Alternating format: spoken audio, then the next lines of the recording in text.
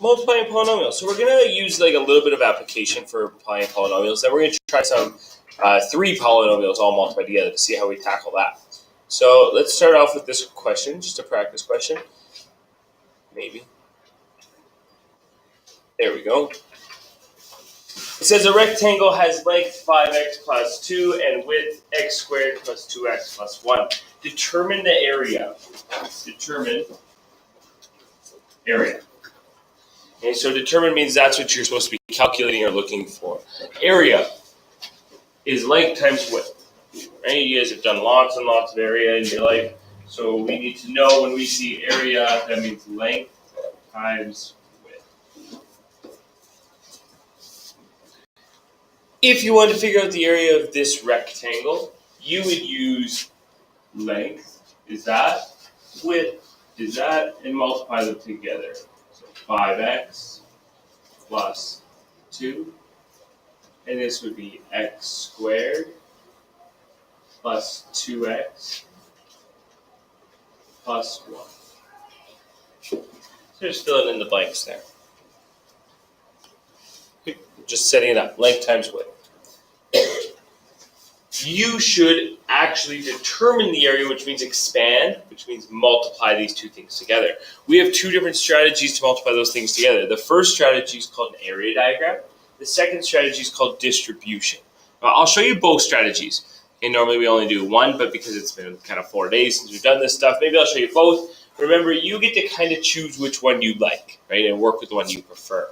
We'll start with area diagram.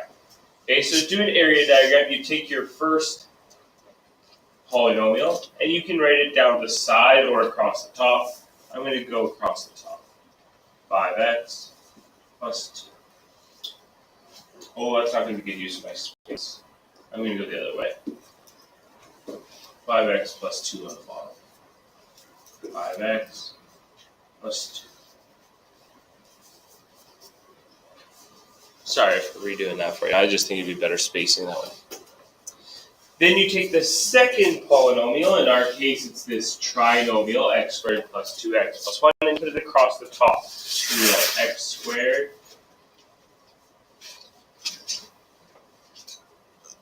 uh, 2x and 1. And what you should have is this beautiful grid. It's a little weird with the purple and the orange. That did not help it at all. Trying to write over top of it. Your goal is to fill out the inside of this grid. Right? You have all these little empty spots. Typically, we've only been doing binomials with binomials. Now we've done a binomial with a trinomial, so you notice there's 6 spots that you have to fill in this time. That's the only thing that changes. You just get more or less spots depending on the question. For us, we're going to fill this thing in. So we're going to go 5x times x squared. Remember when we're multiplying things, we say coefficients with coefficients. That's numbers with numbers. So 5 times an invisible 1 would still be 5. And then we go letters with letters. So x times x squared, we add the exponents to become x to the power of 3. Like that. We keep filling in our grid. We have 5x times 2. 5 times 2 would give me 10. X times x gives me x squared. 5x times 1 is 5x. We now have the bottom row we have to fill out. 2 times x squared would be 2x squared. 2 times 2x would become 2 times 2 is 4. X times no x's is still x. And 2 times 1 is 2. Those blue numbers, or the inside of my area diagram, is your solution. So what we say is you write all that out, and then collect any like terms that you might have. Like terms meaning same letter, same exponent. So let's write all these blue terms out into one nice string. We have x, or 5x cubed, plus 10x squared, plus 5x, plus 2x squared, plus 4x, plus 2. And you can write those in any order you want. I just went across the top, across the bottom.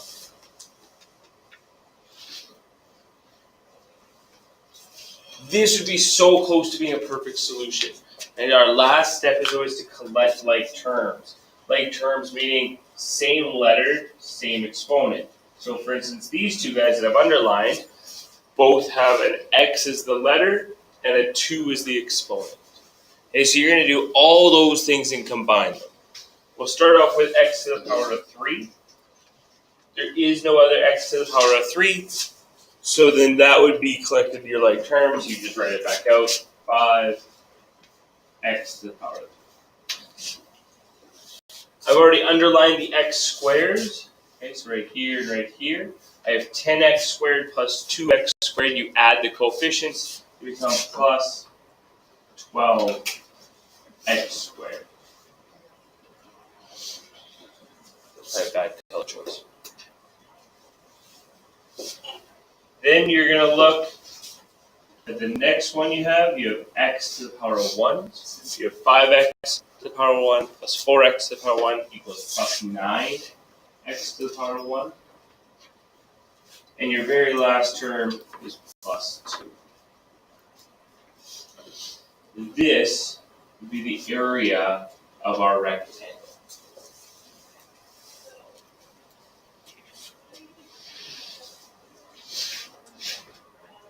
Fantastic. You also could have done this using something called the distributive property. Right? They do it a little different than me. I'll show you how I would do it. So I would get rid of this line. I don't like that line. How I would do distributive property is I would look at my first term and I realize I have 5x and plus 2. I take the 5x and I distribute it into all the things in the other polynomial. And it's creating like rainbow effect. So I go 5x times x squared to get 5x squared. Then I go 5x, x cubed, sorry. X cubed. Forgot to add my exponent. Correct, then I go 5x times 2x, it gives me plus 10x squared. Then I go 5x times 1 becomes plus 5x.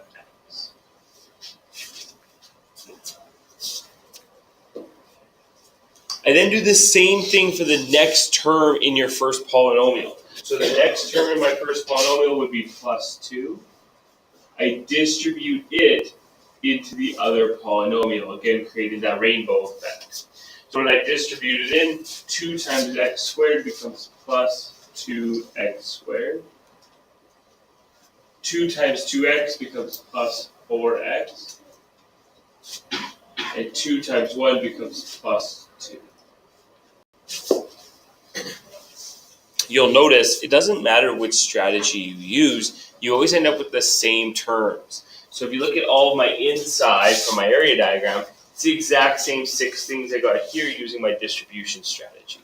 Right? They're the exact same. That's why it doesn't matter which strategy you use. People tend to like area diagram because it's organized, right? To make sure you don't miss anything because it creates this nice little grid. Sometimes with this, it gets a little overwhelming with all the distribution, and maybe you missed one or something crazy like that. Your final step again would be to collect your like terms. You would get the exact same answer you have here. So it would be 5x cubed plus 12x squared plus 9x plus 2. Right? It turns into the exact same thing.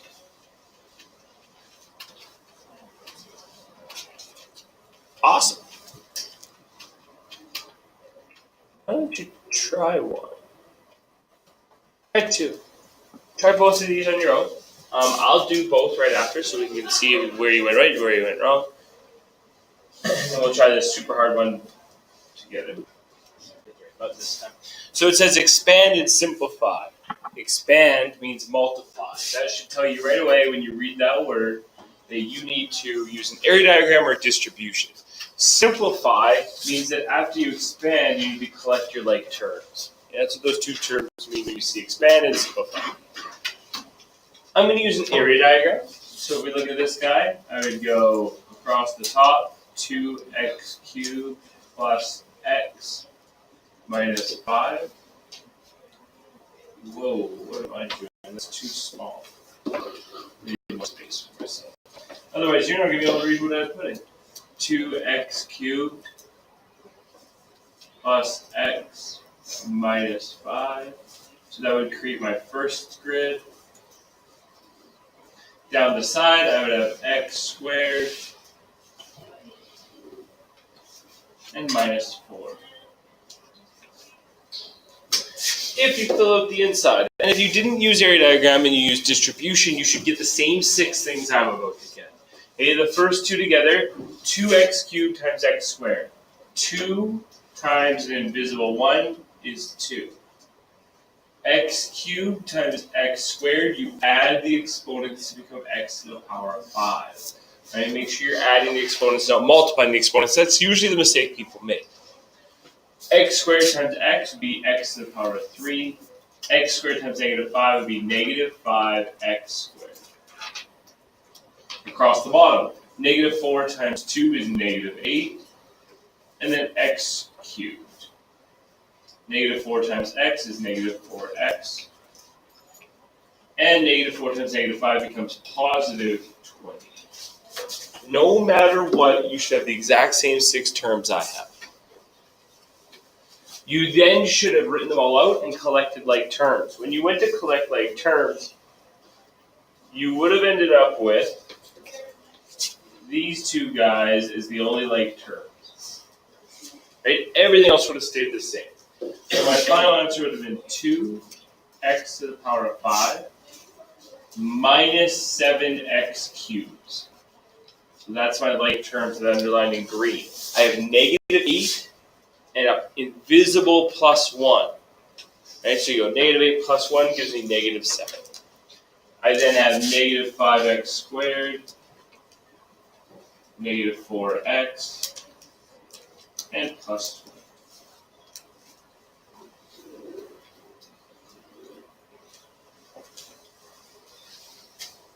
Awesome. Second one. I'm going to use distribution now, so people use distribution can see what it looks like. This one's a little weird when you do distribution because the trinomial is written first. Right? The other example was the other way around. Distribution still works if you have the trinomial first. So you could do it like this. I'm going to show you a couple ways you can do it. You could take the first term, distribute it into the second set of brackets. Take the second term, distribute it into the second set of brackets. Take the third term, distribute it into the second set of brackets. Like that would work, right? And that's usually the way people want to go. They want to distribute from left to right. Technically, you could also distribute in reverse. So what I mean by in reverse is that you could take your y and distribute it backwards to 3 things. Take your negative 6, distribute it backwards into the 3 things. Did anybody distribute backwards like that? Oh wow, a lot of you guys. That's fantastic. And that works exact same as distributing frontwards. Right? People usually like this way because it's the 2 into the 3. They just think it looks better or works better, which I agree with you. So I'm going to do it that way. When you distribute that way, you take the y, you distribute it all the way to the 2y squared to get 2y cubed. You then distribute to the negative 3y to get negative 3y squared. Then you take it to the negative 7 to get negative 7y. You're also going to take the second term. I want a new color. In this second term, make sure it's a negative 6 you're taking, not just a 6, right? The minus sign is with it as a negative. You distribute it to the 2y squared to get negative 12y squared. Then you distribute it to the middle to get positive. The reason it's positive is they're both negatives, right? Negative 3 and negative 6 would become positive 18. Y. And my last distribution, we go to the negative 7, to positive 42. No matter what method you chose, you should have got the same 6 values as me. Same letters, same exponents, same positives, same negatives. The last thing you do is collect like terms. Alright, your like terms for this guy, there's only 1, 2y cubed right here. We have a couple y squared. We have negative 3y squared minus 12y squared. If you let your calculator do that, you would get negative 15y squared.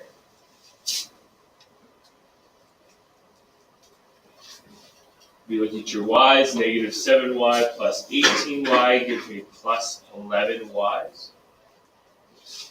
And my last one is plus 42.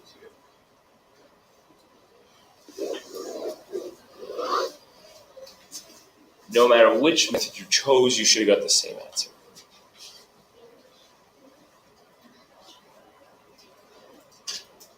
Fantastic. All right. Below, we got this like mega question. It mixes a little bit of today with a little bit of last week, where we have monomials and we have multiple polynomials going on. To tackle this question, it's important to see where the multiplication is and where the subtraction is.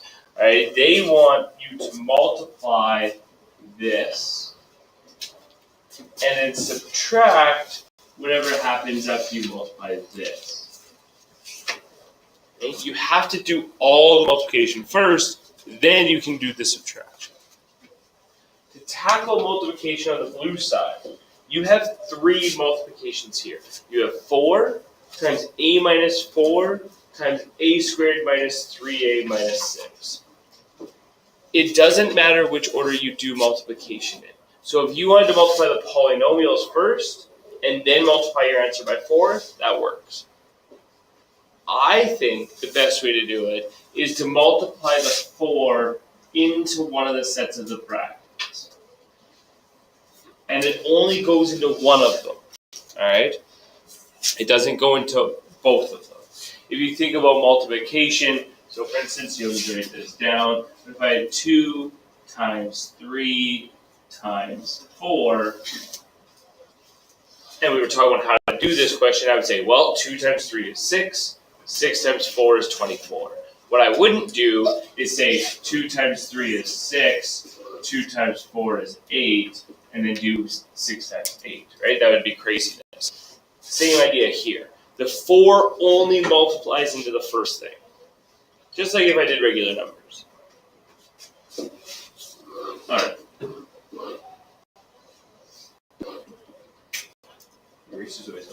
When I multiply the 4 in, it gives me 4a minus 16 as my first set of brackets. The second set of brackets is still a squared minus 3a minus 6.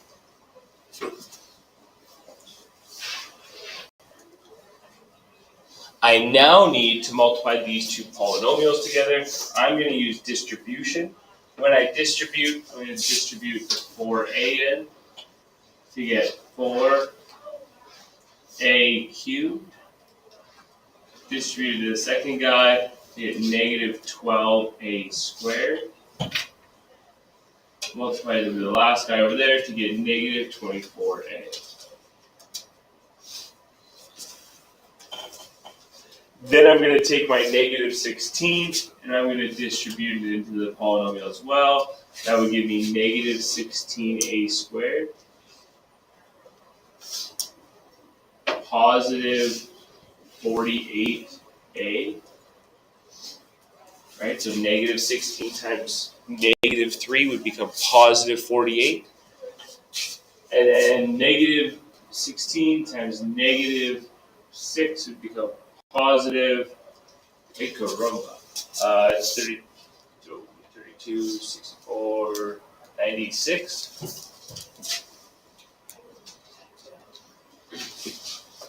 Yeah, we try that and confirm it. So no matter which method you chose, you would get all 6 of those things. And then again, we would combine like terms, right? So if you look, I've got some a squareds here. I've got some a's here. When I combine my like terms, I would end up with 4a cubed, negative 12a squared, negative 16a squared becomes negative 28a squared. Negative 24a plus 48a becomes plus 24a. And then plus 96. That's what you would get after you multiply just the blue side together. That's just the first three things here.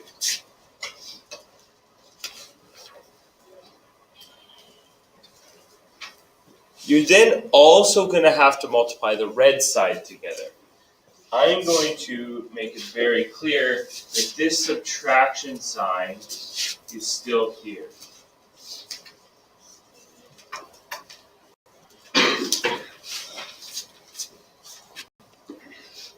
All right, multiplying that red side together. I'm going to use distribution again. So I do 4a times 4a to get 16a squared. I do 4a times 3 to get plus 12a. I do negative 3 times 4a to get negative 12a. And I do negative 3 times 3 to get negative 9. Your goal is to subtract the entire red side. If you look at how I've written my equation right now, I have all the blue stuff minus the red stuff. If you don't put brackets around the red stuff, it looks like you're subtracting just the 16a squared. So that extra set of brackets, as I multiply together the red side, is very important because that negative has to go to everything inside the red side, not just the first thing. All right, just a reminder, when we multiply out this red side, we then have some like terms that should combine. We do have like terms. Oh, I just want a different color here. We have 12a and negative 12a. If you went 12 minus 12, it equals 0 a's. Okay, so we don't have to write them anymore. The only things left over on the red side would be 16a squared minus 9a, or just 9.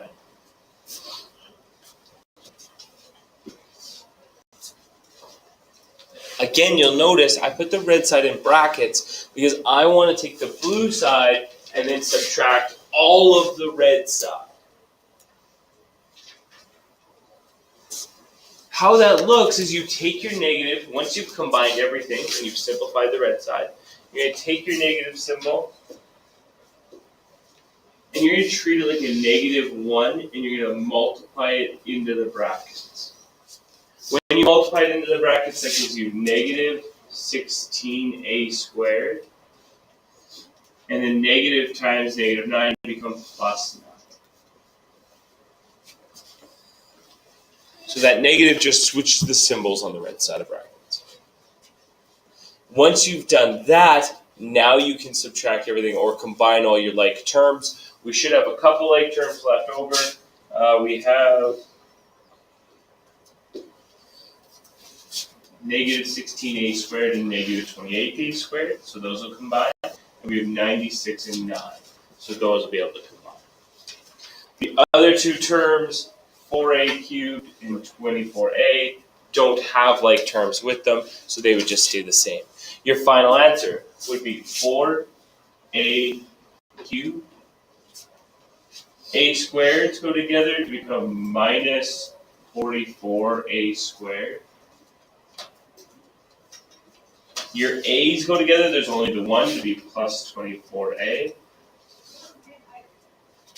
And then your constants go together. 96 plus 9 becomes plus 107. Oh, 105. That would be your final answer. And that would be about as hard a question as you would get, without it being some sort of word problem.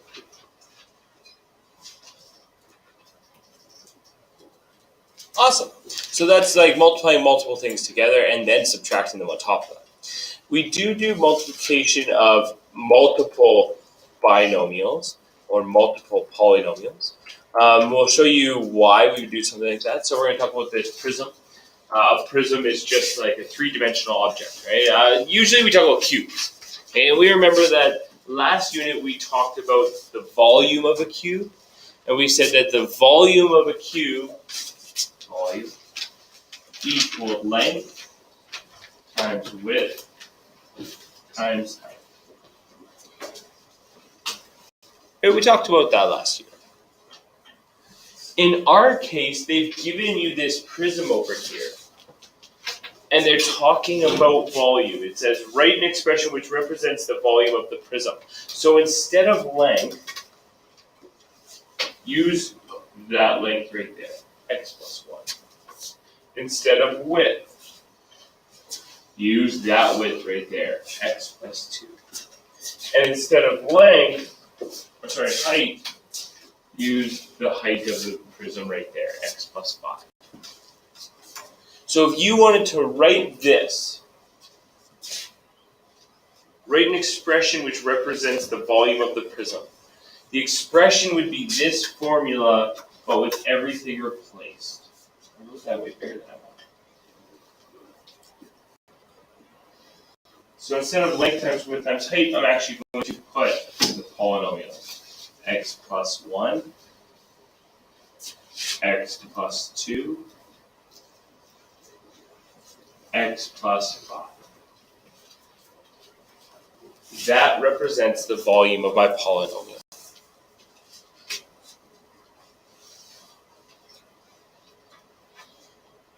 You'll notice that it's still written as everything multiplied together, right? Like binomial times binomial times binomial. If you look at question B, it says expand the expression in A, what we just created, to write the volume in this form.